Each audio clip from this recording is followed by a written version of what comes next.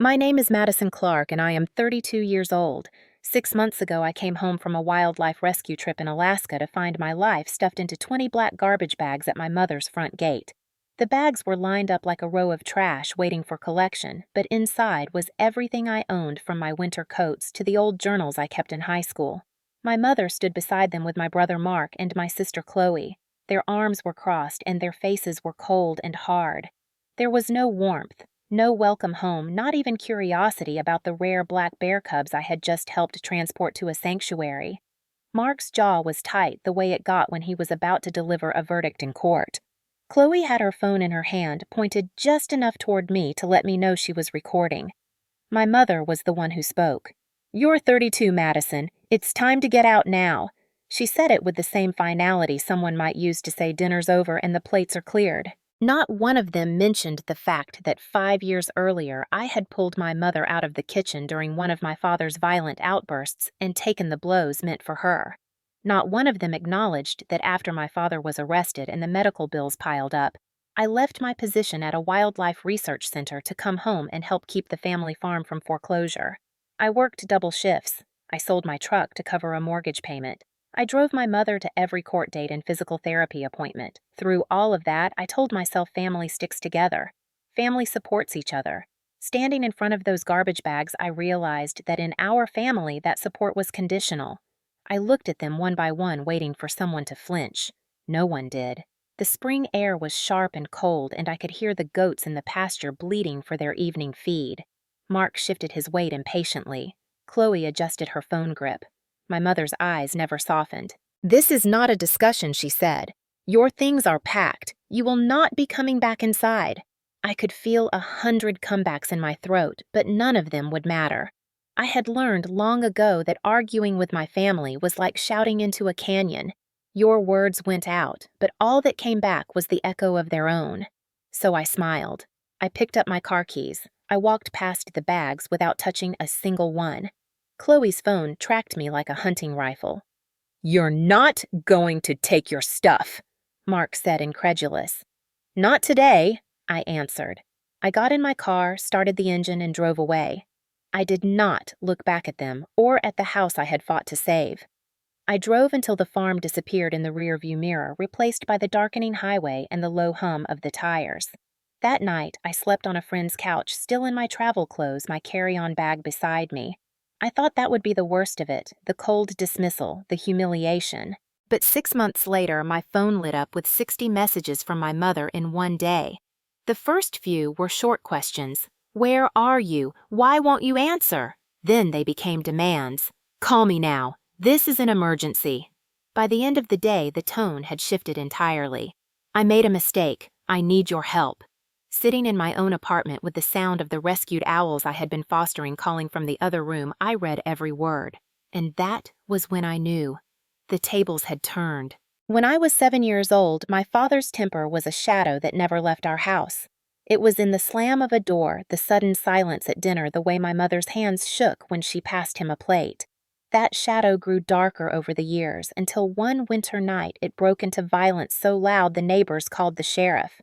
I was the one who dragged my mother out of the kitchen that night, my own arms catching the brunt of a shove meant for her. My father was arrested for assault, and within weeks, he was gone for good.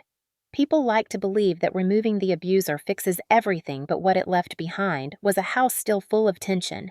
My mother hardened after that. She became a woman who measured love in terms of obedience and sacrifice. My older brother Mark and younger sister Chloe learned quickly how to win her approval. They followed the paths she chose for them. Mark became a corporate lawyer. Chloe turned herself into a social media brand. Their successes were her trophies. I was the one who never fit into the display case.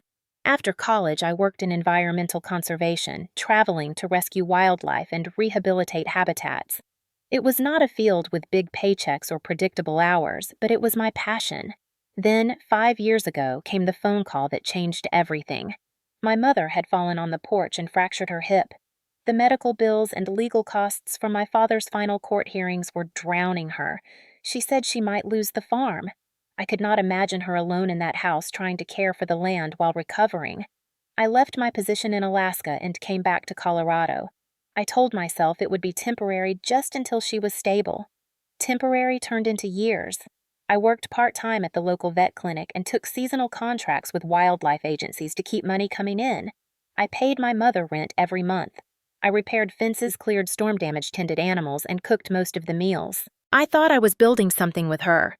She would tell me, "You'll always have a place here," and I believed her. The farm became my anchor. I stopped applying for out-of-state jobs. I put off promotions that required travel. And then, in one afternoon, standing in front of 20 garbage bags, I lost all of it. The stakes were more than just losing a roof over my head. I lost the sense of safety I thought I had rebuilt after my father was gone. I lost my ability to believe my sacrifices mattered, and inside one of those bags were documents tied to a conservation grant I had been developing for over a year. Without them, the project could collapse, and with it the funding for a bear sanctuary set to open the following spring. My mother's eviction stunt was not just cruel, it was potentially devastating to my work and to animals depending on it. That was the real cost. It was not only my life in those bags. It was the trust of people who believed in me and the creatures we were trying to protect. That night on my friend Erin's couch, I could not sleep because every time I closed my eyes, I saw the row of garbage bags under the fading light, the silhouettes of my family standing guard over them, and the farm animals bleeding in the distance, as if they too knew something had been broken beyond repair. My mother, Margaret Clark, had a way of presenting herself to the outside world as the picture of grace. In town, she was known for her warm smile at church bake sales and the pies she donated to school fundraisers. But at home, the warmth cooled into a constant audit of loyalty and usefulness.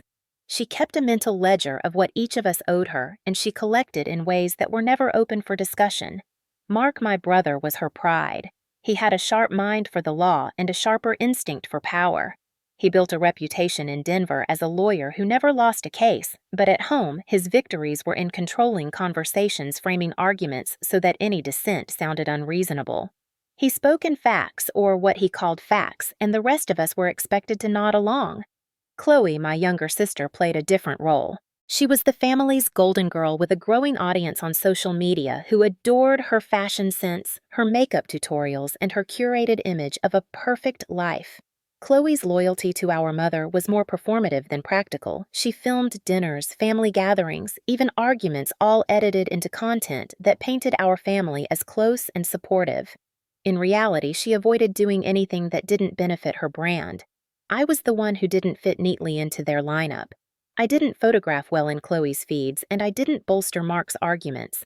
My work in wildlife rescue didn't translate into glamorous posts or high-dollar connections.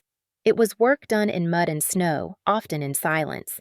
And yet for years, I believed I had a place in the family because I made myself useful. When I came back to help my mother, I took on every task no one else wanted fixing. Broken gates, hauling feed in freezing wind, sitting with her during sleepless nights when pain from her hip kept her awake. But over time, I began to notice conversations that stopped when I entered the room. I noticed locked drawers that used to be open whispers between Mark and my mother about property values and offers from developers. Chloe began visiting more often, phone in hand, panning across the fields and the house as if cataloging them. One night, I overheard her telling a friend on speakerphone that the farm would make a gorgeous retreat for influencers once it was renovated. My gut told me something was shifting, but every time I asked my mother directly, she would smile and say, "You worry too much."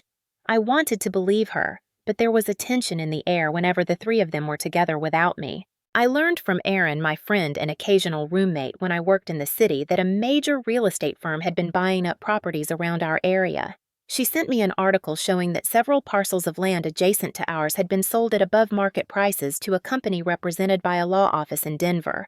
The name of that law office was the same one where Mark worked. The realization was like ice water down my spine. If they were planning to sell, I should have been part of that discussion. My father's will had been clear. Each of us was entitled to an equal share of the property if it was ever sold. I had assumed that meant any decision about the farm would be made together, but in my family, together only meant when it suited the people in charge. Looking back, the signs were there for months. The sudden repairs to the farmhouse exterior paid for without my input. The real estate agent's car I saw in the driveway one afternoon when I returned early from the clinic. The shift in my mother's tone when she talked about the farm as if it was already in the past. I just didn't want to believe it, and that made what happened on the day I came home from Alaska not just a cruel ambush, but the final move in a plan they'd been setting up for a long time, one that depended on me being out of the way and out of the picture before I could stop it. Erin didn't waste time once she heard the full story. She had the instincts of an investigative reporter honed from years of chasing stories that people in power didn't want told. Sitting at her kitchen table with her laptop open, she began searching county property records.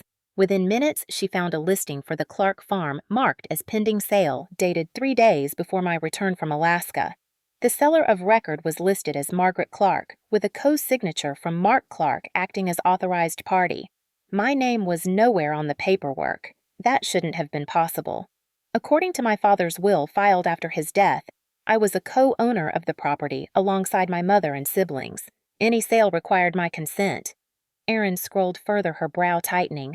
The sale price was almost $200,000 above market value. That's not a normal offer, she said, turning the screen toward me. That's a developer who wants your land fast and doesn't care what they pay to get it. I felt a wave of nausea. It explained so much the secrecy the real estate agent Chloe's sudden interest in the farm. Erin leaned back in her chair. If this closes before you act, you could lose any claim. And if they're willing to cut you out of the sale, they're probably willing to fudge documents to make it look legitimate. The next morning, I drove back toward the farm, not to confront them, but to see what else I could find. I parked down the road where the trees blocked the view from the house, and walked along the fence line. From there, I could see a white SUV parked in the driveway, one I recognized as belonging to the real estate agent I'd seen before. Chloe was on the porch, filming herself against the backdrop of the house, talking about big changes coming soon. I pulled out my phone and recorded from a distance. Proof. Later that day, Erin helped me contact a property rights attorney named David Hanley, who agreed to review my father's will and the current sale documents. After scanning the paperwork, he looked up at me with an expression that was both serious and reassuring. "They can't do this without your signature," he said. "If they're moving forward anyway, they're either planning to forge it or to argue that your share was somehow relinquished." The thought of my own family forging my name made my stomach twist, but I knew Mark was capable of playing dirty if it meant winning. Erin suggested I start quietly collecting every piece of evidence I could. Copies of my rent payments to my mother, proof of the work I'd done on the farm, the messages she'd sent promising I would always have a home there.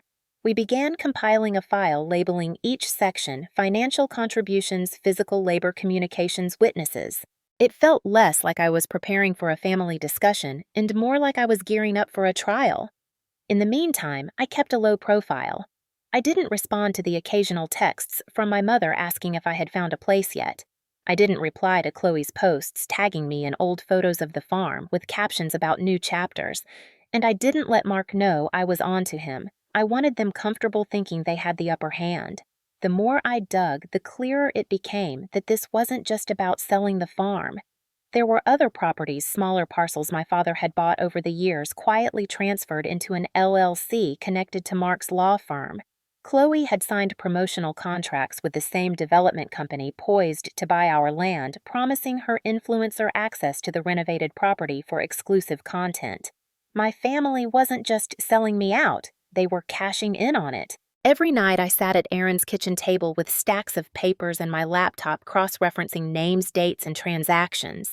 The pieces were forming a picture I didn't want to see but couldn't ignore. This wasn't carelessness. It was a deliberate, coordinated move to erase my place in the family legacy. And if I wanted any chance at stopping them, I would need to be as strategic as they had been, only faster. The call that snapped the last thread of restraint came 2 weeks later. I had been at the wildlife clinic all morning tending to an injured hawk when Erin's name lit up my phone. Her voice was sharp. "Check Chloe's live stream right now." I pulled up the app and there she was standing in what used to be my bedroom. The walls were bare. My bookshelves were gone. She was giving her followers a sneak peek at the renovations for what she called the future event space. Behind her, 2 men in work boots were ripping up the old floorboards. My chest tightened as she laughed into the camera about how freeing it was to clear out the past. In the comments, people were asking whose room it had been. Chloe replied without missing a beat. Just some storage space. Nothing important. Nothing important. Years of journals, field notes, and personal mementos reduced to a punchline for her followers. I ended the stream and sat frozen, my hands gripping the phone so tightly my knuckles ached. Erin broke the silence. She's erasing you. Publicly. That afternoon, David Hanley called with something worse. He had obtained a draft of the property sale agreement. My name was on it with a signature that was supposed to be mine. It was dated the week I was in Alaska. My pulse roared in my ears. "This is fraud," David said. "If we act now, we can file an injunction to freeze the sale until the court reviews ownership." "Do it," I told him. My voice was steady, but inside I was shaking. Chloe's live stream had gone from hundreds of viewers to thousands as clips were shared across platforms. She had edited the eviction footage into a montage painting me as an ungrateful drifter who refused to launch. Watching it felt like being trapped under ice, every breath shorter than the last. The comments were brutal. People who had never met me called me lazy, spoiled a parasite, and my mother had commented on the video with a simple heart emoji. That night, I drove past the farm. The windows were dark except for the light in my old room. Through the curtain gap, I could see Chloe filming another video twirling in the empty space where my life had been. That was the moment something in me shifted. The grief that had weighed me down for weeks hardened into something sharper. I wasn't going to beg for a place at their table anymore. I was going to flip the table over. The next morning, David filed the injunction. By noon, a court order had been delivered to my mother halting the sale until a full review could be conducted. Mark called my phone within the hour. I let it go to voicemail. When I listened later, his voice was clipped controlled, but there was an edge of panic. "We need to talk. You don't understand what you're doing." Oh, I understood perfectly. They had spent months setting me up to lose everything quietly. Now the fight was going to be loud. The court order was like dropping a rock into a still pond. The ripples spread fast. By the next day, Erin's newsroom had picked up the story, framing it as a broader issue of heirs being cut out of family property sales.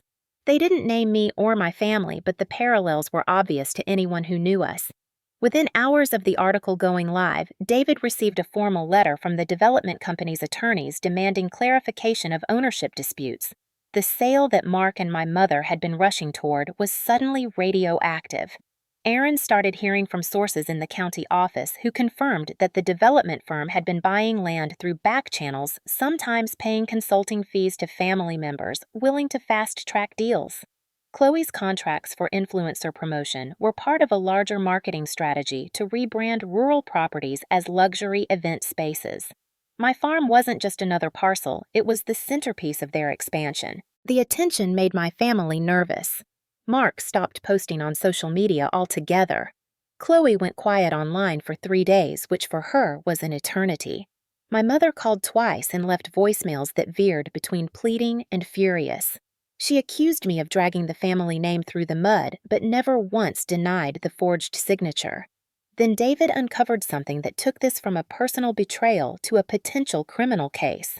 While reviewing financial records tied to the farm, he found that property taxes had been paid out of an account I had contributed to for years, a joint maintenance fund my mother had always described as help with expenses.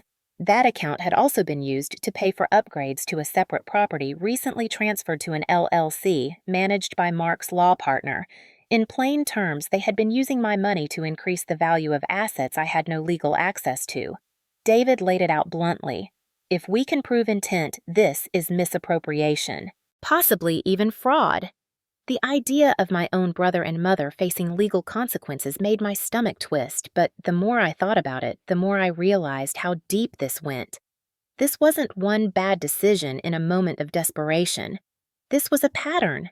Erin's contacts began digging deeper, and one evening she handed me a thin file with a grim look.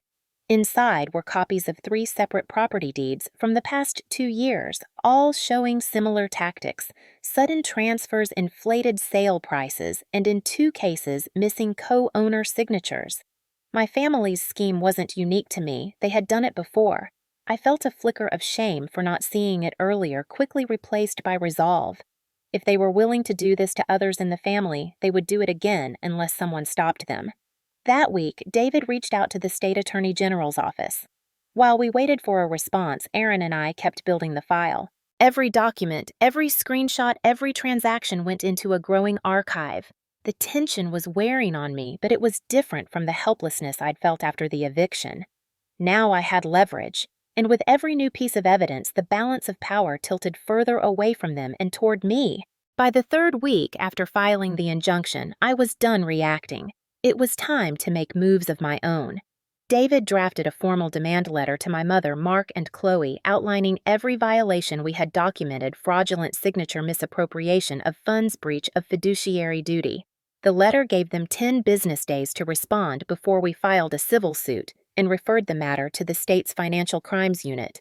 We didn't send it quietly. Erin arranged for the letter to be delivered by courier while she waited across the street with her camera. She captured the moment Mark stepped onto the porch, opened the envelope, and his face drained of color. The footage wasn't published yet, but just knowing it existed was enough leverage. At the same time, I began calling people who might have witnessed pieces of the scheme. The contractor who had done the urgent repairs on the farmhouse agreed to talk once I assured him he wouldn't be dragged into court. He confirmed that Chloe had instructed him to bill the upgrades to the joint maintenance fund, the account I had been paying into, despite the fact that I had no say in the work. Then came the former assistant at Mark's law firm, who quietly sent David internal memos showing how they planned to streamline co-owner disputes. In one memo, my name was listed with the note "likely pliable if pressured," followed by a smiley face emoji. That one I printed out and taped to my fridge as a reminder of exactly who I was dealing with. Meanwhile, Erin was working her own angle. She arranged for me to meet with a regional land rights advocacy group. They had seen this pattern before: developers cozying up to one family member while shutting out others, then flipping the land for huge profits. They offered to file an amicus brief in support of my injunction, which would bring additional legal scrutiny to the sale. With each new ally, the web I was building tightened around them. My mother broke first. She called late one night, her voice trembling. "We can work this out privately," she said. "There's no need to make this ugly." I kept my tone even. "It got ugly the moment you forged my name." She hung up on me. Days later, Chloe's desperation showed. She posted a tearful video claiming she was being harassed by online trolls and that the stress was affecting her brand deals. In the comments, people began asking pointed questions about the eviction video. Some even tagged me linking to a local news segment about property fraud. The cracks in their united front were widening. David's 10-day deadline came and went without a formal response, which meant we filed suit in county court. The complaint laid out every detail, every transaction, every misuse of my funds. It named all 3 of them as defendants and requested both compensatory and punitive damages. Within 48 hours, Mark's firm was in damage control trying to negotiate a settlement. I wasn't ready to settle. Not yet. I wanted the investigation to run its course. If they were going to learn anything from this, it had to be that they couldn't bury the truth just because it was inconvenient. For the first time since that day at the gate, I felt like I wasn't just surviving. I was pushing back, and I wasn't going to stop until they understood exactly what it felt like to be cornered with no way out. The fallout came faster than I expected. The state attorney general's office opened a preliminary investigation into the forged signature and the questionable transfers tied to the farm. Investigators requested interviews with all parties involved, starting with Mark. His law firm put him on administrative leave the same day. Officially, it was to allow him to focus on personal matters, but Erin's contacts inside the courthouse confirmed the partners were terrified of being implicated.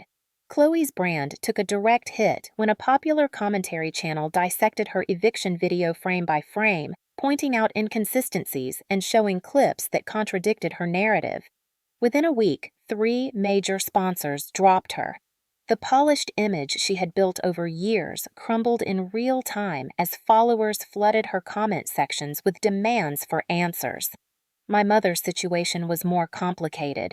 The injunction froze the farm sale, but the court also ordered a temporary accounting of all assets connected to the joint maintenance fund.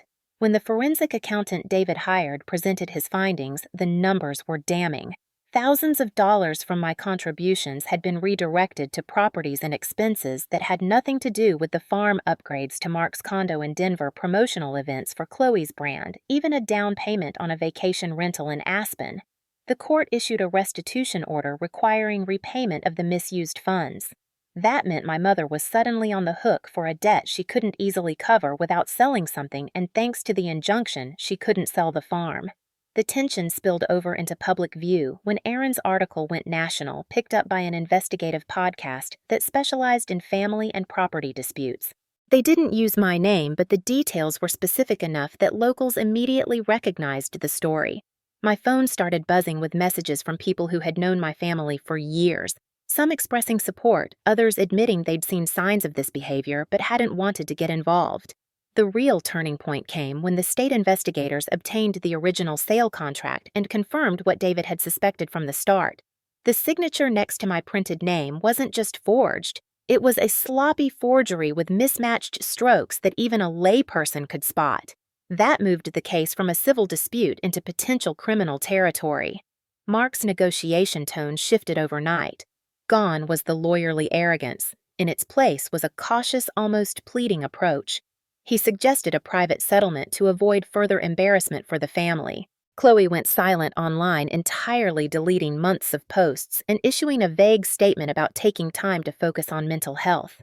My mother's calls became more frequent, alternating between anger at my vindictiveness and quiet appeals for me to let this go for the sake of peace. But the truth was out, and the damage was done. Their reputations were tarnished, their finances strained, and the legal consequences were just beginning. For the first time in years, I didn't feel like the powerless one in the family. The roles had reversed, and they were finally facing the cost of the choices they had made. The restitution order was only part of what I'd asked for in the lawsuit, but it was enough to give me breathing room.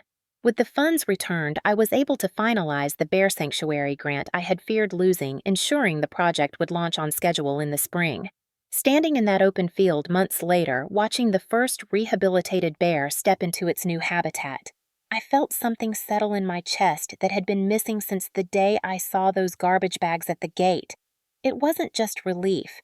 It was proof that I could build something meaningful without my family's approval or despite their interference. I kept working with David to push the civil case forward, but my focus shifted. Erin connected me with a nonprofit that supported victims of family-based financial abuse, and I began speaking at small events about my experience.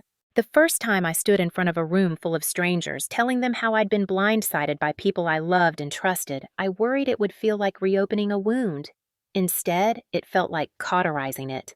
The more I shared, the more I heard similar stories, inheritances, stolen homes sold out from under people's signatures forged. I realized I wasn't alone, and neither were they. Meanwhile, my relationship with the farm changed. It was still tied up in legal proceedings, but I no longer saw it as the only proof of my place in the family. Whether I ended up co-owning it, selling my share, or walking away entirely, it was no longer a symbol of my worth. That shift carried into every part of my life. I moved into a small house on the edge of town, bought with a down payment from my restitution share and my wildlife contracts. The walls were painted in colors. I chose the shelves lined with my books, my photos, my life. No one could take it from me. My circle of trust was smaller now, Erin. David, a few close colleagues, but it was solid. And when the court scheduled the settlement conference with my family, I went in not as someone seeking their acceptance, but as someone enforcing boundaries. We sat across from each other in a plain conference room, their lawyer between them, mine beside me. Mark avoided my eyes. Chloe wore sunglasses indoors, her face pale without the usual makeup. My mother's expression shifted between defiance and weariness. We reviewed terms, repayment schedules, third-party oversight of the maintenance fund, written acknowledgement of the forgery. At the end, I signed my name to the agreement without hesitation. I didn't feel triumphant or vindictive. I felt free. As we left the building, Erin asked if I was okay. I thought about it for a moment before answering. "Yeah," I said, "because I'm not waiting for them to change anymore. I've already changed." The farm case wrapped up quietly a few months later. There were no dramatic court scenes, no sudden reconciliations. Mark kept his law license but never regained his position at the firm. Chloe rebranded her social media under a different name. Her follower count a fraction of what it once was. My mother sold a small rental property to meet her repayment obligations and moved into a senior housing complex 2 counties away. We spoke only when necessary to handle the logistics of the agreement, and those conversations were brief, polite, and free of the manipulations that used to lace every word. Distance gave me room to think about what all of this had meant. I'd started the year believing that family was an unbreakable bond, something to protect at all costs. But bonds can be chains when they're built on control instead of respect. What my family called loyalty had really been compliance. What they called help had been exploitation. And what they called love had always come with conditions. I used to believe that if I worked hard enough, sacrificed enough, proved myself enough, I could earn my place. Now I knew that my place in the world was mine to define, and no one else's to grant or take away. Standing in the meadow of the new bear sanctuary, one crisp morning, I thought about the people who would walk these trails, who would learn about the animals we'd saved, who might never know how close this land came to being lost. I thought about the women in those nonprofit workshops sitting in folding chairs and hearing for the first time that what happened to them wasn't just family drama, but a violation they had every right to fight. And I thought about the version of myself who stood in front of those garbage bags 6 months ago, smiling through the sting of betrayal because I refused to give them the breakdown they wanted. She had no idea what was coming. Neither did they. People still ask me if I'll ever reconcile with my family. My answer is the same. Reconciliation isn't the goal. Respect is. Boundaries are. And I have both now. The farm may still have their names on the deed alongside mine, but they no longer have a claim on my life. If there's one thing I've learned, it's that sometimes you have to lose what you thought was home to find where you truly belong. Family doesn't get to define your worth. You do. And if the day ever comes when someone tries to take that from you, I hope you'll remember my story and fight for it not out of revenge, but because you deserve to keep what's yours. That's not betrayal. That's survival. That's freedom.